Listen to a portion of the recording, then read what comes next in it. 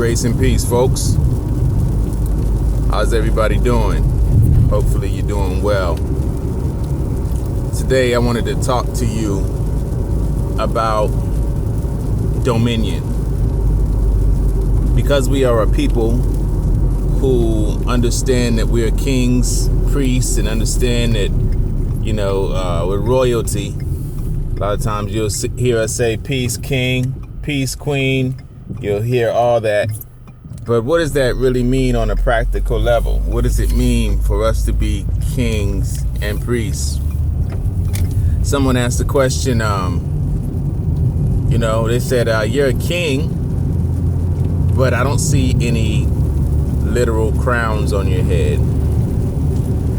I don't see you decked out in jewels. Now, if we got spiritual, if you had the gift of discernment, you would see all kind of things: robes, mantles, crowns, jewels, all kind of things, insignia, all kind of things on people's bodies and that they wear and everything. But if I would just keep it on a natural level to explain this, what is a king? What is a queen? We know that's a sovereign ruler. But what are you a king of? Because we understand that we serve the King of Kings and Lord of Lords. So he is ultimately our king. So do we rule over people? Because a king is traditionally known as someone who rules over people, who has dominion over subjects. But that's not the kind of kingdom we have as kings and queens. You don't have any subjects that you rule over. So what does it mean? What it means when we say we're kings and queens, it means we have sovereignty over the things that come from us, over the things that represent us. So as an artist, when you paint your painting, you are a sovereign over your painting that came from you, that was issued out of you. When you were creating, you had authority over what it would look like, how it would be. You gave it its character. You gave it its identity. You gave it life, you could say. You gave it existence. So you are a sovereign over your piece of work. If you write a song and you create a verse, a chorus, a verse, a vamp, a bridge, whatever you put in the song, those creations, the formulation of the words in that order with the melody, all those things came from you. So you are a sovereign. You are a ruler over that. If you want to change it up, you have the total right to do that. If you are building something, crafting something with your hands molded it into the image you wanted it to be in. And if you have mastery, you had the image in your mind, and then you produced a replica of what was in your imagination. You produced that image from your imagination. So you are a ruler over the thing you created. So we just talked about, if you created a painting, you are a king over that. If you created a song, you're a king or queen over that. If you molded a sculpting, then you are a ruler, sovereign over that. Same thing if you are in the midst of giving a speech, and it's a speech that you created, and you come off script and you begin to freestyle and you begin to flow off of whatever flow that you had, whatever spontaneity, whatever flow that you come up with, whatever flow of words or streams of consciousness, you are creating that. So it's an art form. So what am I saying? I took a lot of time just to say that you're a king or queen over your creations. You say, well, that sounds kind of weird. It might sound weird, but it's true when you look at it. If you create something and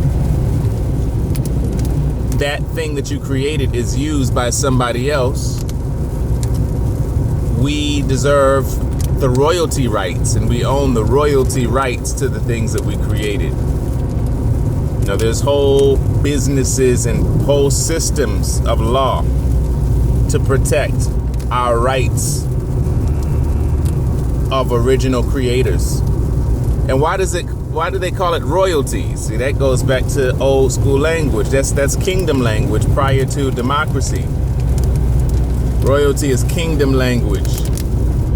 But it is basically the understanding that because you created it, just because somebody else duplicated your work, it doesn't mean that you should not get credit for it. It doesn't mean that that work does not always belong to you unless you give up your royalty, unless you give it away. And that has to be proven that it was that you intended to give it away.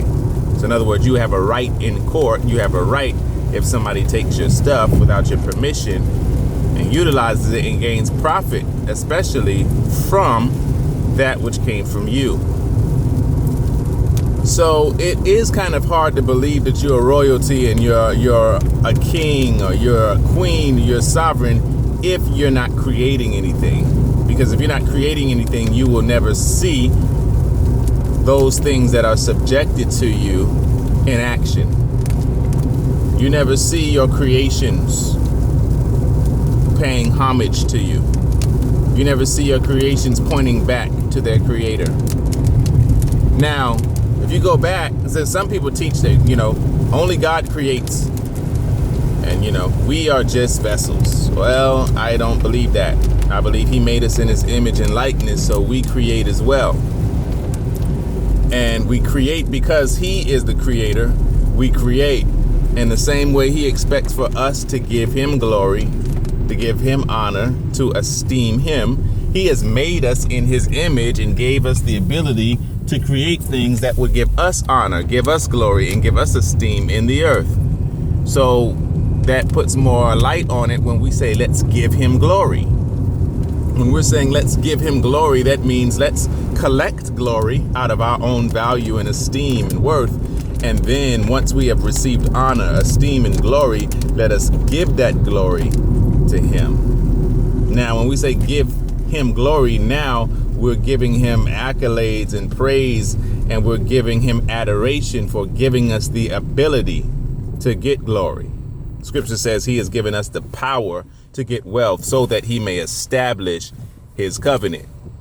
So his covenant is established based upon him giving us the ability to get wealth or get value or get glory. So we can't really give him glory unless we have it. And if we don't have glory or we don't manifest glory, then there's no way that we can collect or reclaim esteem and honor for him. So kingdom language, kingdom identity is much connected to creativity. And it's connected to artistry, and it's connected to expression. It's connected to sovereignty, because you have to prove your dominion over something. Your dominion over the elements of the earth, or your dominion over the depiction of visual things, of light and sound, your dominion. You see, because there are laws that govern each one of those things. There are laws that govern what we see. There are laws that govern what we hear and how we hear it. There are laws that govern how we feel things. So if you're master over texture and you can manipulate the texture of things, all those things establish who you are in the realm of those spheres. And if you become a master and a master craftsman, a king, a queen, a ruler, then you produce things that are subjected to you and that will always point back to your glory. So that's just a natural example of how we can say we're kings and queens, but we don't rule over people, because we all have dominion. It's not that some of us have dominion and other people don't. We all have dominion. And so the thing is, what are we called to rule in?